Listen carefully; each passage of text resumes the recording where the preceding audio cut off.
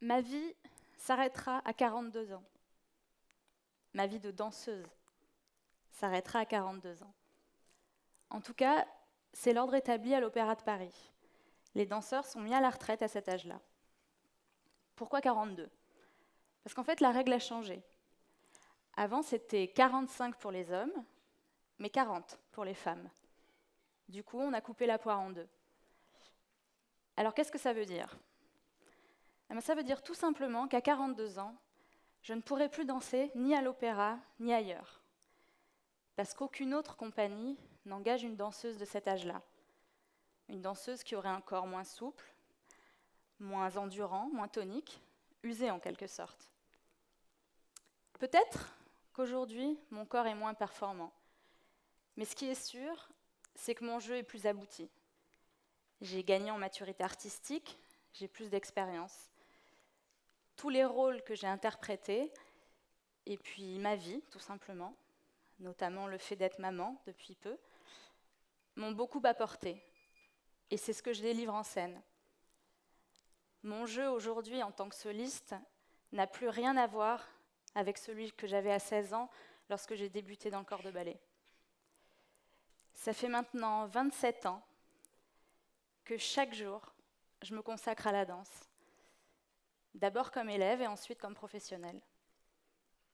Depuis l'âge de 10 ans, je suis en juste au corps et collant face à un miroir. J'essaye de rendre mon corps gracieux. Je répète des gestes des dizaines et des dizaines de fois pour les rendre harmonieux, beaux à regarder, aussi naturels que le fait de respirer, tout en masquant l'effort. Parce que c'est ce qui différencie la danse classique des autres sports de haut niveau. On doit masquer l'effort et la difficulté. Nos mouvements doivent être fluides, sans heurts. Ils doivent paraître réalisables par tous, alors que c'est un travail assidu, permanent, de chaque jour, et surtout malheureusement jamais acquis. Et sourire, alors que parfois on a mal. En tout cas, ce qui est sûr, c'est que pour être danseur, il faut vraiment aimer l'effort. Le masquer, certes, mais il faut aimer se dépasser. Et ça, je l'ai compris très tôt.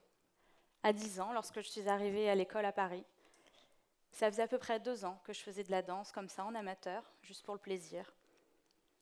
Comme beaucoup de petites filles, j'étais fascinée par le tutu, la préparation du spectacle de fin d'année, et toute l'euphorie qui va avec. Mais quand j'ai quitté mon Pays basque natal et que j'ai débarqué à Paris, à l'école de danse de l'Opéra, en internat, là, les choses sérieuses ont commencé. Et du spectacle de fin d'année, on est passé au concours de fin d'année. À vrai dire, c'était même un peu le concours toute l'année, parce que très tôt, on nous a mis en compétition. Et on me l'a beaucoup reproché.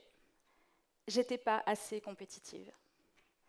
Un jour, il y a même un professeur qui a dit à ma mère, « Votre fille, il faudrait qu'elle devienne plus méchante, sinon elle va se faire bouffer. » Pas facile d'entendre ça. J'étais pas préparée. J'étais pas préparée à débarquer dans ce monde-là, si jeune, un monde où on parle aux enfants comme à des adultes. On ne parle que de rigueur et discipline. J'étais éloignée de mon cocon familial, si rassurant, si chaleureux. J'étais éloignée de mon petit frère, avec qui je me disputais tant, mais ça aussi, c'était plutôt rassurant. J'ai trouvé que ce monde-là manquait d'empathie. Mais pour autant, malgré tout ça, j'aimais vraiment danser. La première fois que je suis montée sur la scène de l'Opéra Garnier, j'avais 11 ans. C'était pour ce qu'on appelle les démonstrations, qui ont lieu chaque année. C'est en fait un cours de danse assez condensé qu'on met en scène. Ça dure à peu près une dizaine de minutes pour les plus jeunes. J'avais la trouille au ventre, mais j'étais bien. J'ai compris que c'est là que je voulais être, sur scène. Et depuis ce jour-là, je n'ai cessé d'attendre d'y retourner. Alors après de longues années de travail, de joie, de doute et de remise en question aujourd'hui, j'ai réalisé mon rêve. Je fais partie de la troupe de l'opéra, je suis soliste, je vis de ma passion. Je suis d'une nature réservée, mais c'est vrai que la danse me permet de m'extérioriser et de me surprendre aussi parfois. Je peux aimer passionnément, être odieuse, devenir folle, mourir de chagrin, être une jeune fille innocente, une prostituée ou une femme fatale. C'est ça mon métier. Je vais en scène, raconter des histoires par l'expression de mon corps. La trouille au ventre que j'avais à 11 ans, elle est toujours là, elle est bien présente à chaque représentation. Mais aujourd'hui, ça va mieux. C'est mon allié, je l'ai apprivoisé. La rigueur fait partie de mon métier, elle fait partie du travail. Mais une fois en scène, là, c'est tout autre chose. C'est un moment de partage et de don de soi. En tout cas, c'est ma façon d'appréhender chaque spectacle. Alors, si tout ça s'arrête à 42 ans, ça veut dire que dans 5 ans, on va m'enlever mon moyen d'expression. Tout ça va s'arrêter du jour au lendemain. 5 ans, ça peut paraître long. On peut se dire que j'ai le temps. Mais le compte à rebours a déjà commencé. Alors qu'est-ce qu'on fait ? Oui, je pourrais rester dans le milieu de la danse. Je pourrais devenir professeur, chorégraphe ou répétitrice, sauf que pour l'instant, j'en ai pas envie. Je suis une interprète, c'est ma façon de vivre la danse. C'est comme si j'allais dire à Céline Dion, qui aurait la voix qui chevrotte, « Oh, t'as plus de voix, c'est pas grave, tu peux écrire des chansons. » Non, c'est pas aussi simple que ça. Alors dans 5 ans, il va falloir que je rebondisse. Mais je ne vais pas décider maintenant. Après tout, il n'y a pas d'urgence.